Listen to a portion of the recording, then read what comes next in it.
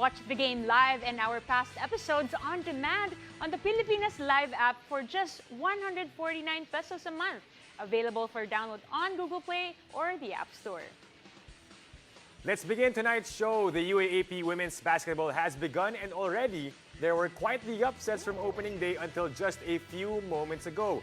Now joining us to talk about the storylines from the early action is UAAP analyst Danica Jose. Danica, welcome to the game. Hey, Danica. Thank you. Hello. You covered the opening game Yes. for women's basketball. I just wanted to ask you how it's like na ngayon there's more spotlight that is given to the women's basketball tournament.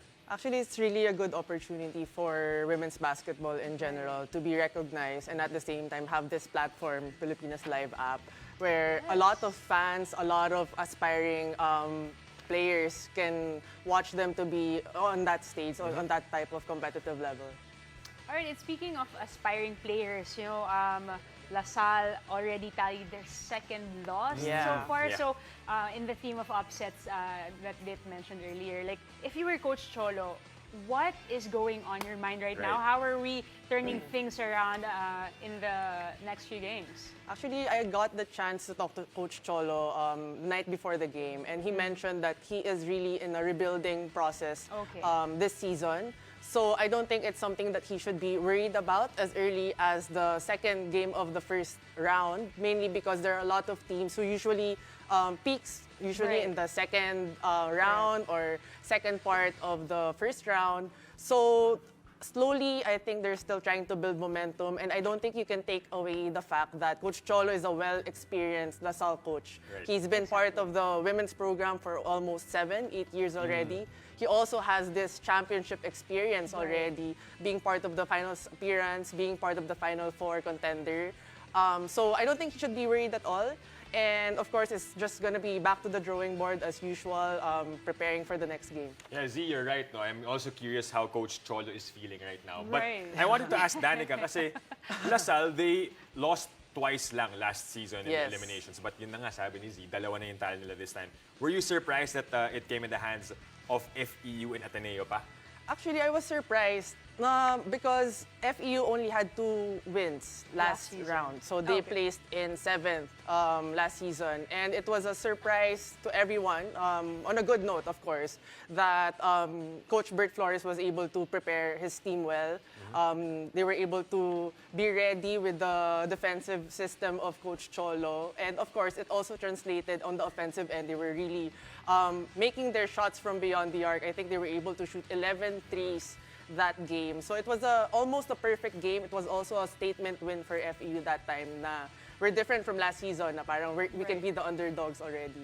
Right, a lot of shocking things happening, but we can remember that how LaSalle beat the streak of NU last year. So too early pa siguro, but a lot of shocking things already happening. But speaking of another shocking thing, were you shocked that UP won over Adamson with 31-point outburst? Actually, UP is one of the contenders this season. A lot of players to watch out for, new faces in the team, rookies, for the likes of Luna, Ozar, who is also part of the lineup. So UP is really a Final Four contender this season, I must say. They're, in terms of materials, kompleto sila. They have a foreign student athlete who is dominating the paint. They also have shooters who are ready for that opportunity. So I think UP is in a good position to be part of the Final Four since they were really performing well last Sunday. 5 players from UP scored in double digits. Who impressed you the most in that lineup of UP? Normally, in terms of the teams, there are a lot of key players, right? But one player that stood out to me was actually Justin Domingo. She led the team at the start, was able to build that momentum, gaining the confidence for her teammates to actually follow. And I think she scored 17 points. Justin Domingo is one of the seniors of UP women's basketball. And I think she led the team pretty well on the first game. That's right. Justine Domingo with 17 points, 8 rebounds, 4 assists, and 2 steals. Grabe. Pasabog talaga ang opening weekend nitong UAP. But let's talk about the powerhouses. How about NU? Ito na yung, kanina medyo may pasabog na si Danica, UP Final Four daw. How about NU? Will they be the powerhouse still this season? I believe so. For the longest time, they have been the powerhouse teams. There are still a lot of teams who are, of course, it's hard to stay on top. And when you're on top, everyone's eyes are on you. You're always the target. And I think NU is still the target even this season, especially a lot of players who were able to gain national team experience, like Camille Clarin, Carl Anpingol, Angel Sorada. So those are the players that are calm, composed, and very much confident to play in the UAAP because they're so used to the pressure. They're so used to being what is expected from them. So I think NU is still very much up there. And people were surprised actually last season that they got their first loss after a 100-plus game winning streak, right? 9 years. Are we gonna expect na this time kaya ba nila mag-sweep ulit? Can they go back to their winning ways?